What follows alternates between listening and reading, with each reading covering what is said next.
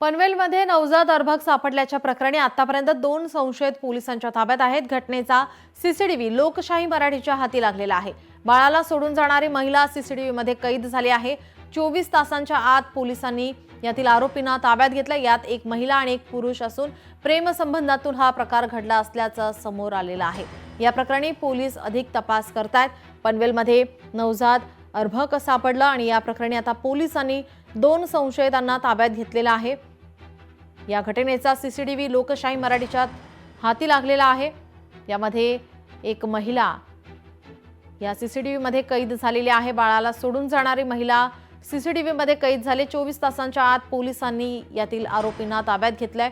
यात एक महिला आणि एक पुरुष असून प्रेमसंबंधातून हा प्रकार घडला असल्याचं समोर आलेलं आहे।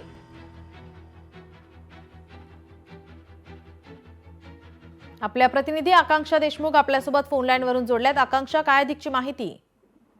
नक्कीच पनवेलमध्ये काल जी घटना घडली होती, एका छोट्याशा बाळाला सोडून त्याची आई पनवेलमध्ये गेली होती आणि अखेर पोलिसांनी शोध घेतला आणि संपूर्ण हे प्रकरण बाहेर आलेलं आहे। पाहायला गेलं तर एक बुरखाधारी जी स्त्री आहे ती आपल्या छोट्याशा बाळाला एका बास्केटमध्ये सोडून जाताना आपल्याला पाहायला मिळत आहे। संपूर्ण प्रकरणाची चौकशी केल्यानंतर पोलिसांनी भिवंडी येथून या महिलेला ताब्यात घेतला असून सध्या संपूर्ण हा जो प्रकार आहे तो सीसीटीव्ही कॅमेऱ्यामध्ये कैद झालेला आहे आणि हा घटनेचा सीसीटीव्ही आपल्या हाती देखील लागलेला आहे। आता या संदर्भात पोलिसांनी 24 तासामध्ये कारवाई केली असून एक पुरुष आणि महिला या दोघांना देखील ताब्यात घेतला आहे आणि सर्वात महत्त्वाचं म्हणजे याचं कारण आहे की प्रेम प्रकरणातून हा संपूर्ण प्रकार उघडकीस आल्याचं समोर येत आहे। जी, धन्यवाद आकांक्षा, आपण दिलेल्या सविस्तर माहितीसाठी।